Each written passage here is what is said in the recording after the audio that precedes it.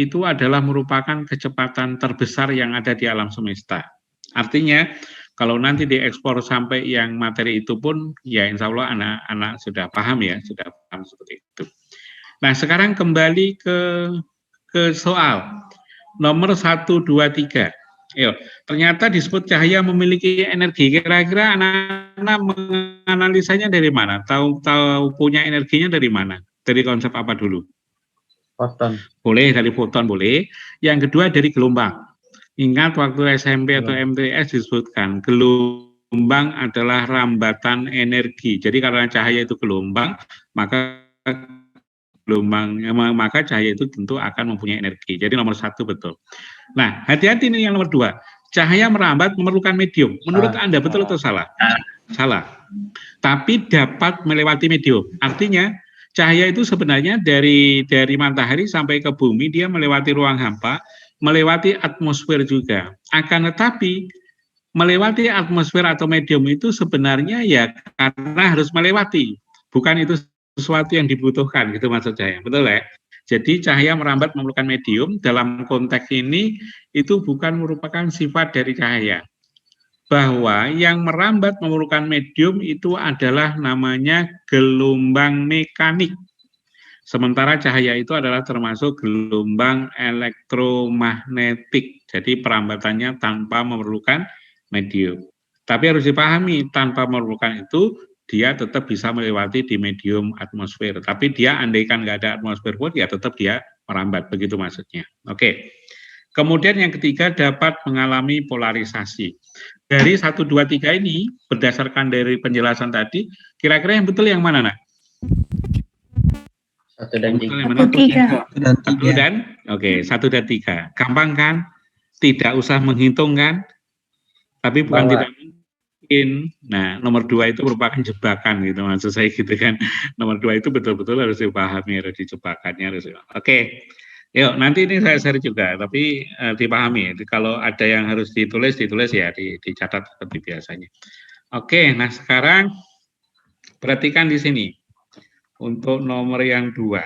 Nah, nomor 2 disajikan grafik antara tekanan dan volume. Saya coba untuk ambil gambarnya adalah gini. Tekanan dan volume. Nah, sementara siklusnya seperti itu.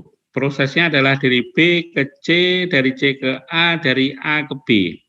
Yang ditanya adalah proses dari C ke A. Oke, nah sekarang gini dulu. Oke, tadi belum Bapak antarkan, mohon maaf, ini gambar ini tentu adalah, gini maksud saya, sebenarnya soal UTBK itu kan tidak ada ya, maksudnya tidak dikeluarkan, namanya aja dia UTBK berbasis komputer. Cuman cerita singkatnya adalah anak-anak peserta itu adalah ada yang sempat untuk mengingat, mengangan, bahkan ada yang sempat untuk menuliskan, maka terkumpullah soal yang seperti ini, sehingga gambarnya ya tentu adalah gambar yang diingat dan seterusnya. Oke, kembali ke soal. Yuk, sambil dituliskan, Bapak tanya, kalau proses BC itu namanya proses apa? BC, dilihat gambarnya. Volume konstan ya, ditambahkan. Nah, kalau volume konstan, berarti usahanya W-nya sama dengan 0, usahanya 0. Oke. Kemudian proses C ke A, itu proses apa? Isobarik. Kalau isobarik berarti usahanya W sama dengan P kali delta V. Hati-hati. W sama dengan P kali delta V. Delta itu selisih. Nah, pengertian delta V itu adalah volume akhir dikurangi awal. Jadi tidak hanya selisihnya, tapi adalah volume akhir dikurangi awal. Maka melihat dari grafiknya, antara volume C dengan volume A itu besaran volume siapa? Volume C. Volume C. Kalau begitu delta V-nya kira-kira berharga positif atau negatif? Negatif. Maka oke, CA usahanya negatif. Ditambah keterangan. Kalau usaha negatif itu artinya apa? Dikerjakan pada benda. Oke, dikerjakan. Jangan beda yang menyebutnya sistem. Jadi usaha negatif itu artinya adalah sistem dikenai usaha, tapi kalau usaha positif artinya adalah sistem melakukan usaha. Oke, gitu ya. Nah, sekarang ditambahkan biar nggak lupa. Kalau proses AB itu kira-kira proses apa? Boleh Anda untuk perkirakan. Prosesnya apa? AB. Isotermal. Nanti begini, AB itu bisa jadi isotermal, bisa jadi adalah adiabatik, tergantung. Kalau lengkungnya tajam itu adalah adiabatik, tapi kalau lengkungnya agak landai itu namanya isotermal. Nanti begitu, isotermal. Oke, perhatikan. Gerakan dari B ke C ke A kembali ke B namanya satu siklus. Coba tambahkan. Gerakan dari B ke C ke A namanya satu siklus. Usaha satu siklus itu sama dengan luas siklus. Nah, usaha satu siklus itu luas siklus. Oke. Nah, sekarang ini Bapak kembangkan. Kalau misalkan Bapak tanya usaha siklus BCAB itu kira positif atau negatif? Usaha siklus BCAB kira-kira positif atau negatif? Positif. BCAB. Oke, nah sekarang cara menganalisanya gini nah. BC usahanya 0. CA usahanya adalah luas grafik di bawah CA. AB tidak lain adalah luas grafik di bawah AB, kan gitu kan? Luas grafik di bawah AB. Mengingat CA tadi adalah usahanya negatif, betul? Kemudian AB karena dari A ke B volumenya bertambah berarti usahanya positif. Tapi luasan daerah di bawah grafik antara CA dengan AB luas yang mana? Luas CA. Luas CA. Dengan demikian usaha totalnya akan berharga apa? Negatif. Nah, silakan ditulis atau dicoretin biar paham. Jadi kalau gitu berarti kalau siklusnya BCAB maka usahanya negatif. Nah, insya Allah dari sini anak akan paham. Kalau siklusnya dibalik BACB, nah kalau siklusnya dibalik BACB, maka usaha satu siklusnya positif atau negatif? Positif. Positif. Oke, paham ya. Jadi kalau dibalik intinya nanti hati-hati harus paham arah siklusnya atau arah prosesnya, gitu ya. Kalau dari volume gede ke kecil meski usahanya negatif dan sebaliknya kalau dari volume kecil ke besar usahanya adalah positif. Oke, kembali ke pertanyaan soal yang ditanyakan hanya proses CA. Proses CA. Maka yang betul yang mana nak? Jawaban antara A, B, C, D, E itu. Ayo. Proses CA. B-nya B2, kemudian V-nya V berapa kurang berapa? P1 kurang P2. P1 kurang P2. Intinya delta V tadi adalah akhir dikurangi awal. Dan kalau negatif itu tadi artinya adalah usahanya dikenakan pada sistem. Oke. Oke. Coba dari soal nomor 2 termo ini, kira-kira kalau menurut Anda susah enggak? Susah enggak? Harus paham konsep, Pak. Satu, yang kedua, jawab tidak susah, Pak, selama konsepnya mateng, kan gitu kan? Oke. Kenapa saya bilang tidak susah? Satu, hitungannya enggak ada. Kita hanya menganalisa proses saja. Dan kuncinya adalah usaha adalah P kali apa? P kali delta V. Nah, insya Allah memang ini tidak harus susah dan tidak boleh susah. Untuk anak-anak semuanya nggak ada yang susah, harus paham. Oke, benar ya? Ada pertanyaan dari sini untuk termodinamika? Nggak ada? Oke, yuk kalau nggak ada, nah, teruskan di sini. Silakan dilihat gambarnya begini. Gambarnya adalah ada suatu tabung, kemudian ada bola dengan volume bolanya adalah V. Mula-mula, perhatikan kalimatnya adalah gini. Gambarnya sudah ya, silakan digambar di buku di kertas Anda, coretan begitu dulu, biar nanti nyambung dengan kalimat soalnya. Yuk. Sudah? Oke, jadi bola berada dalam suatu cairan di tabung.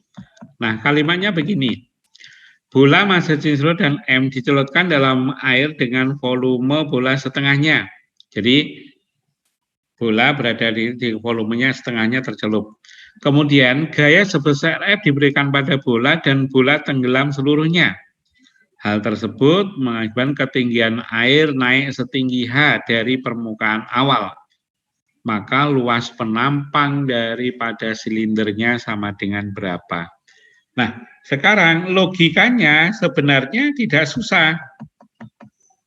Pertanyaannya, kenapa disebut soal kok airnya akan naik setinggi H? Analisanya dari situ. Kenapa? Ayo. Ayo, bolanya ya, karena bolanya dicelupkan kan, bolanya ditekan, dicelupkan kan. Nah, kalau begitu, anak-anak gampang. Volume dari setengah bola itu, betul? Volume setengah bola itu sama halnya adalah volume zat cair yang dipindahkan akibat dicelup tadi. Kan begitu kan? Oke, sehingga untuk mencari luas penampang dari silinder gampang.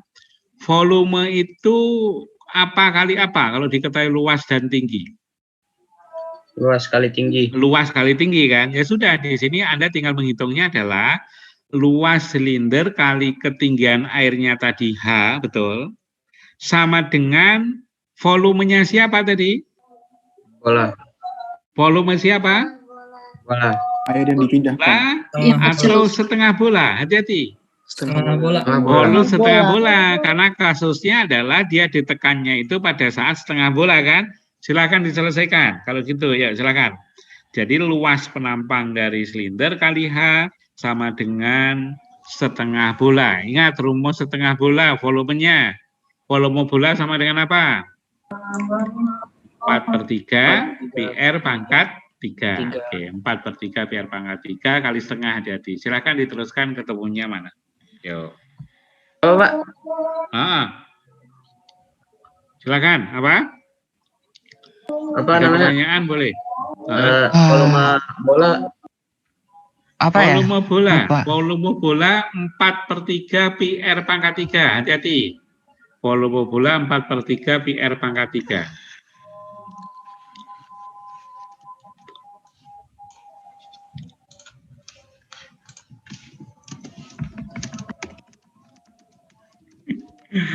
Dan Anda akan dipusingkan dengan apa? Dipusingkannya ternyata bolanya tidak diketahui jari-jari kan? Betul? Nah, volumenya berdasarkan data ini kira-kira kamu cari dari apa? Volume bolanya dicari dari apa? Rho kali massa. Rho bagi massa. Karena diketahui massa jenis ya berarti massa jenis massa per volume. Kalau gitu volume tidak lain adalah M dibagi dengan rho. Lebih gampang lagi. Silakan. Jadi volumenya tidak kita pakai 4/3 PR pangkat 3 karena tidak dinyatakan dalam R-nya, tapi dinyatakan dalam massa jenis, berarti volumenya Anda tinggal mencari M dibagi dengan rho. Silakan. M dibagi dengan rho. Maka ketemu jawabannya yang mana? Silakan.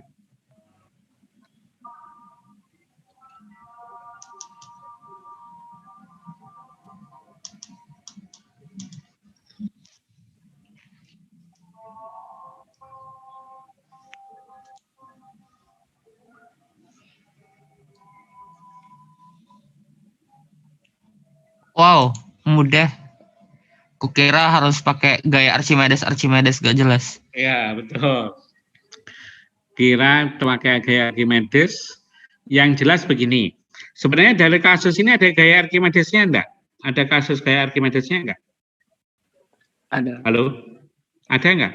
Ada. Cuman konteksnya kita tidak ditanyakan tentang gaya. Yang ditanyakan adalah tentang apa? Tentang volume dari bola yang mengakibatkan volume airnya akan berubah naik setinggi H, gitu maksudnya begitu. Jadi konteksnya yang ditunjuknya ke sana. Dengan demikian, sekali lagi kita tidak sampai menganalisa konsep gaya Archimedesnya. Oke, bagus. Jadi berarti nyambung dengan kalimat dan masalahnya dan Anda bisa menganalisanya. Oke, dari sini jawabannya berarti yang mana? Ketemunya yang mana, Bro? Yang C ya? Oke, ketemunya adalah yang C. Oke. Yuk, masih bisa lanjut ya. Oke. Nah, sekarang ini kasus yang berikutnya. Jadi ceritanya, silakan dilihat gambarnya. Jadi bola berada pada suatu gedung tingginya 20 meter. Kemudian bola ini diberi kecepatan arah mendatar. Diberi kecepatan arah mendatar. Kemudian bola ini akan jatuh, tapi jatuhnya dia tidak di dasar gedung, tapi pada tinggi 5 meter. Kemudian jarak dari gedung ke tempat jatuhnya bola, jarak mendatarnya adalah 4 meter. Yang ditanya berapa kecepatannya. Oke. Halo? Halo? Iya, Pak. Iya, Pak. Oke, masih ada ya. Oke, nah maka menganalisanya sederhana. Karena kecepatan awalnya hanya mendatar, betul, kecepatan awalnya mendatar, maka anak-anak tinggal mencari kira-kira bola ini jatuhnya berapa meter? Jatuhnya, Bapak tanya jatuhnya. Mula-mula tingginya 20 meter, terus sekarang harus jatuh di tempat yang tingginya 5 meter. Berarti jatuhnya berapa? 15 meter. 15. Oke, berarti Anda pakai rumus H sama dengan setengah GT kuadrat saja. Hanya yang 15, berarti dicari waktu jatuhnya berapa. Pak, kenapa V0-nya tidak berpengaruh? Jawabannya sederhana. Kita masih meninjau pada sumbu Y saja. Sementara V0 itu kan arahnya hanya ke arah sumbu X saja kan. Oke, yuk silakan dihitung. T-nya waktunya ketemu berapa? Jadi H sama dengan setengah GT kuadrat hanya sama dengan 15. Hanya adalah 15. Akar 3, Pak. Berapa? Akar 15 sama dengan setengah kali GT kuadrat. Oke. Oh iya ya, berarti akar 3 ya, betul ya? Semua ketemu akar 3, paham? Nanti? Paham, Pak. Oke, nah sekarang untuk mencari kecepatan V0 gampang. X itu apa kali apa? X V kali T. Ya, V kali T. X-nya 4 meter, T-nya akar 3. Ketemu deh V0-nya. Gitu kan? Oke.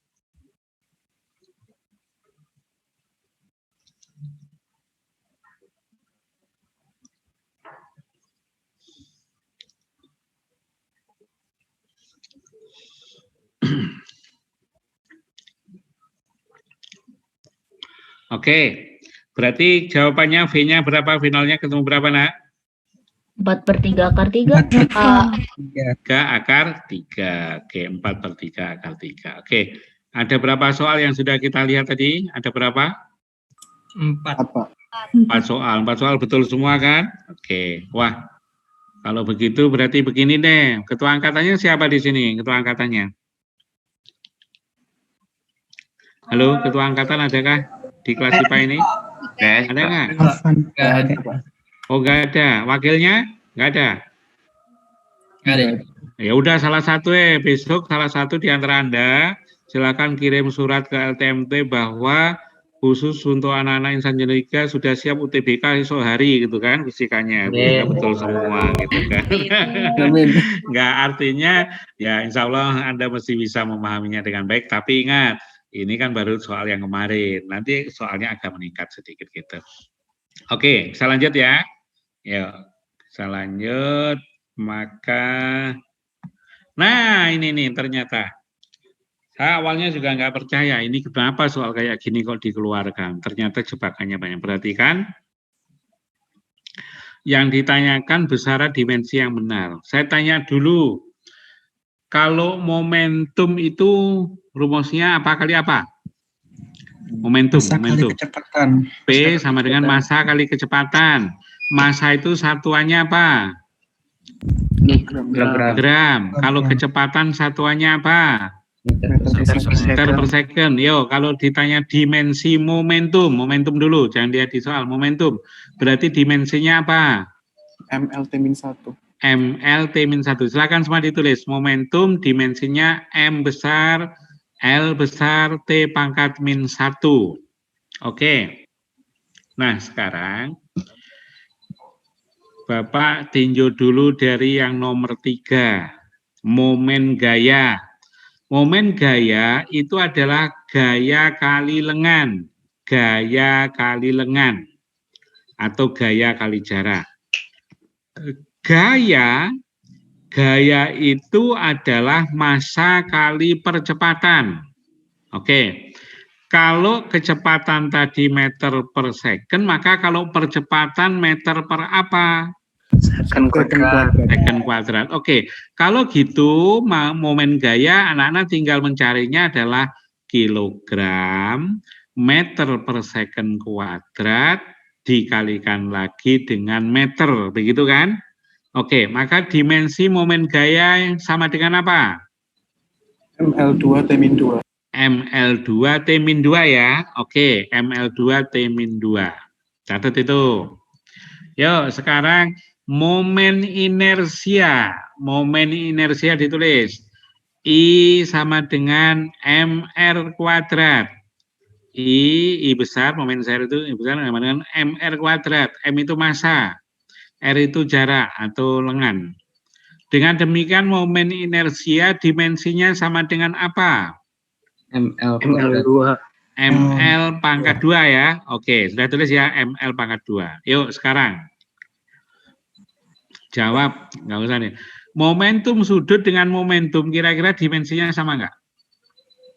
Sama. Ayo, momentum sudut dengan momentum kira-kira dimensinya sama atau tidak? Sama-sama momentumnya loh ya. Nah oke, beda ataupun nggak sama sekarang kita cek. Ditulis momentum sudut rumusnya L besar. Momentum sudut itu L besar sama dengan, tulis dulu, I kali omega. I besar kali omega. I itu momen inersia. I itu momen inersia. Momen inersia tadi apa kali apa? Berbicara rumusnya aja. Kali jari-jari. Massa kali R kuadrat ya. Oke.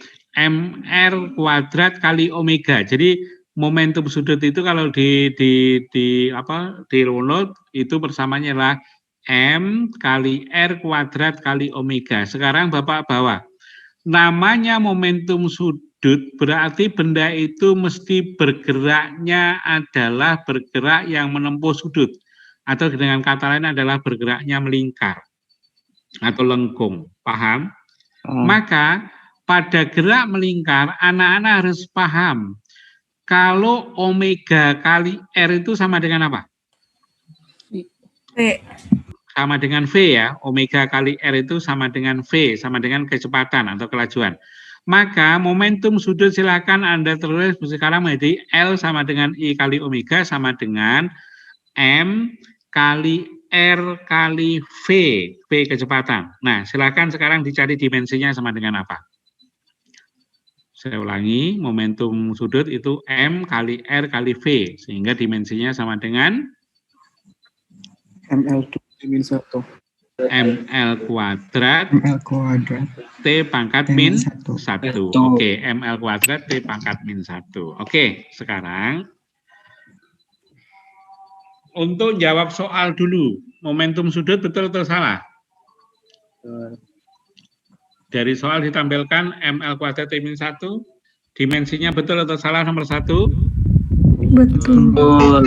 Oke, nomor 2, momen inersia dimensinya betul atau salah? Nah, mestinya L-nya pangkat berapa tadi? 2. Oke, momen gaya ML kuadrat T min 2 betul atau salah?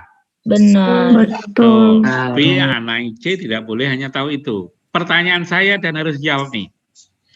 Momen gaya dimensinya sama dengan apa?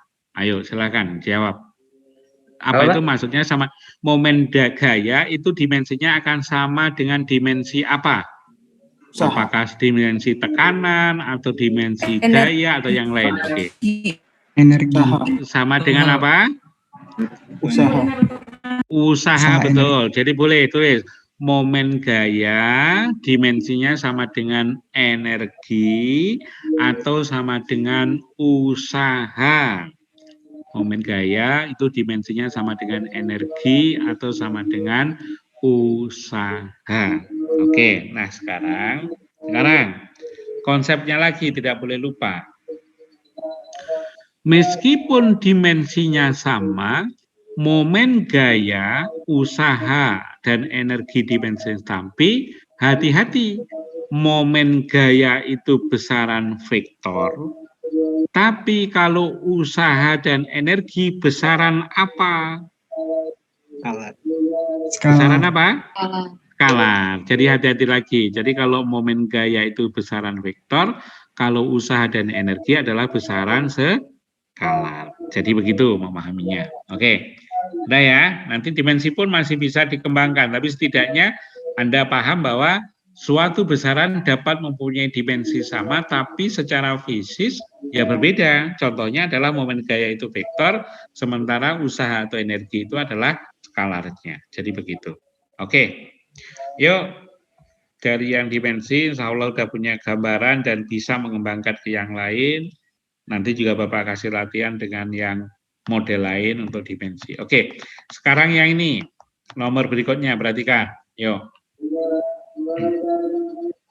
Silakan dipahami dulu, dibaca dulu soalnya. Dibaca dulu soalnya. Dua mobil AB bergerak saling berlawanan dari posisi yang sama. Mobil A dengan kecepatan 20 dan B dengan kecepatan 30. Berapa waktu dibutuhkan sehingga mobil terpisah sejauh 1.200 meter? Oke. Analisanya gampang. Baik A maupun B, jenis geraknya GLB atau GLBB? GLB. GLB. Oke. Yang berikutnya ada kalimat berlawanan. Tapi kuncinya sebenarnya adalah dari posisi yang sama. Oh, gampang itu. Kalau berlawanan dari posisi yang sama artinya adalah benda A bergerak ke kiri, benda B bergeraknya ke kanan. Kan begitu. Dan dipinta adalah jarak sekarangnya berapa? 1.200. 1.200. Maka kalau dibalik, 1.200 itu tidak lain adalah jarak A ditambah dengan jarak Paham dari situ? Karena kan dia dari posisi yang sama saling menjauh. Silakan diselesaikan kalau gitu. Yuk, digambarkan A ke kanan, ke kiri, B-nya ke kanan, bahwa 1.200 tidak lain adalah SA ditambah SB. Silakan. Ketemu waktunya sama dengan berapa?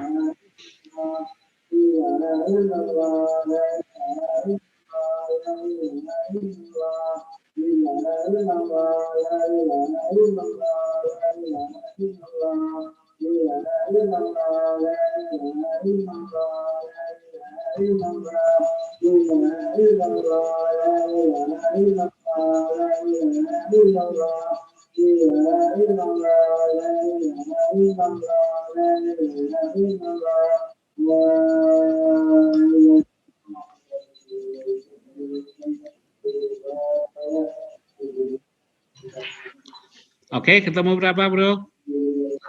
24. Berapa? 24 second ya, gampang ya. Oke, jadi sekali lagi anak-anak memahaminya konteksnya saling berlawanan itu apakah saling mendekat atau justru saling menjauh. Kalau dalam konteks ini, karena dari posisi yang sama, maka dia justru saling menjauh. Tapi andaikan berlawanan dari posisi yang tidak sama, saling mendekat, ya berarti lama-lama jaraknya akan semakin dekat. Oke, yuk. Saya coba lanjutkan 2 soal lagi untuk yang soal ini. Nah, saya juga heran nih, kenapa soal yang kayak gini kok muncul? Padahal ini kan kategori SMP ya, atau MTS kali ya. Tapi nggak apa-apa, gini pun juga banyak yang salah. Oke, perhatikan, cerminnya cermin apa itu? Cembung. Cembung. Cembung. Oke, contoh dari cermin cembung itu pada apa? Kaca spion. Perhatikan, kalau bayangan maya gandengannya mesti apa? Tegak. Ada. Dan bayangan maya itu sebenarnya adalah bayangan yang ada di alat. Jadi kalau Anda pada saat tadi Anda di depan cermin, kemudian Anda berias, cerminnya cermin datar, maka itulah bayangan maya. Tapi kalau bayangan nyata itu justru tidak terlihat di alatnya, itu nggak terlihat karena dia harus ditangkap oleh layar. Oke, itu yang pertama. Yang kedua, setiap bayangan maya mesti tegak. Kalau nyata adalah terbalik. Nah sekarang karena cermin cembung, Anda tinggal mengingat aja kaca spion itu dia bayangannya diperbesar atau diperkecil? Kecil. Diperkecil. Kenapa kaca spion kok harus menghasilkan bayangan yang diperkecil? Kenapa? biar Kalau kegedean nggak supaya muat. luas. Iya Undangannya betul. lebih Kenapa dipakai cermin cembung kalau bukan cermin datar? Kalau cermin datar, kaca spionnya harus sebesar dari truk yang di belakangnya kan gitu kan nanti. Jadi nggak efektif. Itulah kegunaan dari yang namanya cermin cembung. Jadi konteks ini adalah bayangan dari cermin cembung tentu adalah lebih kecil dan dibalik. ayo jangan balik apa? Ya, Tegak atau terbalik? tegak. Yang tegak, karena bayangannya kan maya kan? Oke, jadi bayang maya maka sifatnya tegak. Oke, yuk. Wah, kalau gitu gampang-gampang ya Pak. Ya, gampang yang ini. Baru sekarang yang ini. Yo, ini sekarang. Kemarin sudah. Yo. Sumber bunyi dengan taraf intensitas 40 dB. Berapa perbandingan taraf intensitas 10 sumber bunyi dengan 100 sumber bunyi? Gampang. Kalau untuk N sumber kemarin, TI-nya sama dengan apa? TI 1 ditambah 10. TI 1 ditambah 10 log N. Hati-hati ya, TI 1 10 log N. Untuk yang gini, Anda tidak boleh langsung nembak, harus dihitung masing-masing. Yuk, untuk yang 10 sumber, sekarang akan menjadi berapa? 50. Berarti cara menghitungnya adalah 40 ditambah 10 log 10 kan, yang berarti sama dengan 50. Kalau yang untuk 100 sumber, maka jadinya berapa? 60. 60. Yang 100 sumber jadinya 60, maka perbandingan adalah 5:6 atau 50:60. Gampang. Oke. itu yang TI 1 tambah log N tuh rumus taraf intensitas. Ya, itu adalah kalau, begini maksudnya, kalau satu mobil diketahui TE-nya berapa, ada sekian mobil, ya berarti tinggal TI 1 ditambah 10 log jumlah daripada sumber itu. Oke, betul. Nah, berkaitan dengan TI sekarang dituliskan, kalau jaraknya berubah. Oke, silakan kalau jaraknya berubah, ditulis. TI sama dengan TI 1, TI sama dengan TI 1, min 10 log kurung buka R2 per R1 kurung tutup kuadrat. Jadi kalau jaraknya yang berubah, itu TI-nya sama dengan TI 1 min 10 log dalam kurung R2 per R1 kuadrat. Oke, jadi itu kalau jarak yang berubah. Salah menuliskannya gampang ya, bisa ya. TI 1 min 10 log dalam kurung R2 per R1 kurung kuadrat. Jadi begitu. Oke, yuk. Untuk yang taraf intensitas, gampang. Yang berikutnya. Ini nih juga. Nggak tahu kok gampang-gampang yang keluar, tapi masih bisa. Ya, perhatikan. Gelombang, persamaan gelombang Y, 6 sin, dan seterusnya. Maka pernyataan yang benar. Persamaan gelombang yang berjalan, boleh Anda tuliskan bagi yang masih bingung. A, Y sama dengan A sinus dalam kurung omega T plus minus KX plus theta. Ulang Pak, cepat banget Pak. Oke, kecepatan ya. Y sama dengan A besar, sinus dalam kurung omega T, W kali T, omega T, plus minus KX plus minus theta, kurung tutup. Oke, terus bawahnya Anda beri keterangan, omega itu sama dengan 2πf. Omega itu sama dengan 2π kali frekuensi. Sementara kalau K itu bilangan gelombang, itu Anda tulis sama dengan 2π per lambda. K itu sama dengan 2π per lambda. Oke, sudah ya? Yuk, sekarang kalau melihat dari soal, maka soal itu Anda analogikan dengan persamaan dasarnya tadi. Dengan kata lain, duanya kita masukkan di dalam kurung. Kalau duanya dimasukkan dalam kurung, maka akan ada 2T, betul? Min 2X, kemudian ditambah Pi per berapa? 3. Pi per 3. Pi per 3 ya. Oke, yuk silakan dimasukkan dalam kurung dulu, saya ulangi. Berarti kalau masukkan dalam kurung berarti 2T min 2X ditambah Pi per 3. Betul ya? Oke, nah sekarang perhatikan. Bapak mulai dari sinus dalam kurung, berarti kan sinus dalam kurung, maka yang di dalam kurung itu namanya sudut fase. Jadi sinus sudut fase. Jadi dalam kurung omega T min KX plus theta itu namanya sudut fase.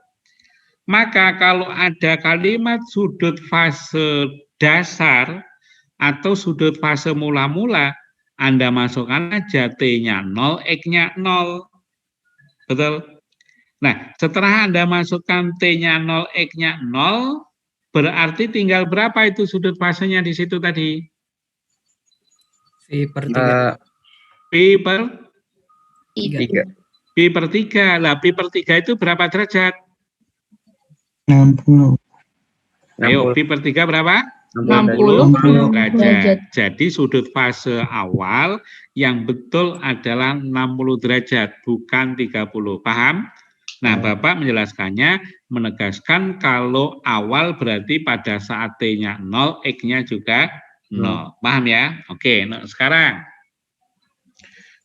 kita cari omeganya untuk mencari frekuensi. Omega tadi sama dengan berapa? 2 pi 2 PF. Sekarang omeganya itu koefisien T-nya tadi berapa? 2. 2. Sehingga 2 PF sama dengan 2. Berarti F-nya sama dengan berapa? 1 per pi. 1 per pi. Jadi frekuensinya yang betul 1 per pi. Berarti nomor A salah kan ya? Oke, nomor A salah. Yuk, sekarang panjang gelombang. Panjang gelombang dicari K sama dengan 2 pi per lambda. K-nya berapa di situ? 2. K-nya 2. Berarti 2 sama dengan 2 pi per lambda, yang berarti lambda sama dengan Pi. sama dengan pi. Pi itu berapa? 3,14. 3,14. Nah, kalau cepat rambat, apa kali apa? Lambda kali frekuensi. Maka kalau tadi lambdanya 3,14 atau pi, frekuensinya tadi 1 per pi, betul ya? Berarti cepat rambatnya yang betul berapa? 1. 1. Jadi cepat rambatnya yang betul adalah 1. Oke. K disebut dengan bilangan gelombang. K tadi sama dengan berapa? 2. 2. Oke, sekarang kalau begitu yang betul dari A, B, C, D yang mana? A. Salah. Satu, yang A salah, yang A salah, yang C. Tapi kalau yang D gimana? Betul. Yang D adalah bilangan gelombang 2 per meter. Perhatikan. Sorry. Bilangan gelombang K itu kan 2 pi per lambda ya. 2 pi per lambda. Sekarang kalau mau mencari dimensinya, saya tanya dulu. K itu 2 pi per lambda. Lambda itu satuannya meter. Tapi 2 pi sendiri satuannya apa? Meter. 2 pi, hati-hati, 2 pi. 2 pi satuannya apa? Enggak ada satuan. Ayo, tidak ada satuan atau satuannya radian. Jadi 2 pi itu betulnya gini. 2 pi itu satuan sudut radian, tapi dia tidak berdimensi. Oke, jadi kalau ditanya K, bilangan gelombang itu kalau ditanya dimensinya betul lambda, 1 per lambda atau meter pangkat min 1 atau L min 1 itu kalau dimensinya. Tapi kalau satuannya, K itu yang betul satuannya adalah rad per meter. Jadi rad per meter. Nah, maksud Bapak adalah hati-hati jawaban C dan D. Kalau yang betul memang C, it's okay. Tapi D, mestinya bilangan gelombangnya 2, tapi menulisnya 2 per apa? 2 per meter. Bukan 2 per meter. Ayo, tadi apa? Ayo, 2 pi tadi apa? Satuannya apa? Rad per meter. Nah, jadi yang betul bilangan gelombang itu adalah 2 rad per meter. Itu baru betul, gitu maksud saya. Jadi 2 rad per meter bilangan gelombangnya. Tapi kalau dimensinya, K itu sama dengan apa tadi dimensinya? L-1. L-1, karena meternya berada di bawah kan, Nak, ya? Oke, L-1. Oke, yuk. Oke, dari sini ada pertanyaan kah? Ada pertanyaan? Nggak ada ya? Yuk, Bapak hari ini sekali lagi pengen mengungkap, mengeksplor dari konsep-konsep. Kita 1 jam, separuh waktu. Belum boleh ngantuk loh ya, masih terus loh ya. Oke, ngantuk. Tapi gini, Bapak punya permainan gini. Saya minta 15 menit Anda mengerjakan dari kuisnya ini, baru habis itu kita bahas. Nggak usah takut ini kuis. Sehingga nanti pada saat dibahas Anda betul-betul sudah membaca soalnya. Tapi perlu ketahui kuis yang hari ini betul-betul hanya konsep, tidak ada hitungan sama sekali. Tidak ada hitungan sama sekali dan itu nanti akan kita bahas. Pada saat dibahas anak-anak saya berharap nanti seperti biasa untuk mencoret-coret dan seterusnya. Karena banyak konsep-konsep yang harus kita. Oke, mungkin begitu saya tutup dulu share-nya. Saya berikan alamat untuk kuisnya dulu. Dikerjakan 15 menit habis itu untuk kita bahas. Oke, gitu ya. Yuk, sekarang sambil minum-minum kopi dulu boleh nanti Mas ya. Apa nggak mengerjakannya sambil minum kopi boleh kalau ada kopinya. Oke.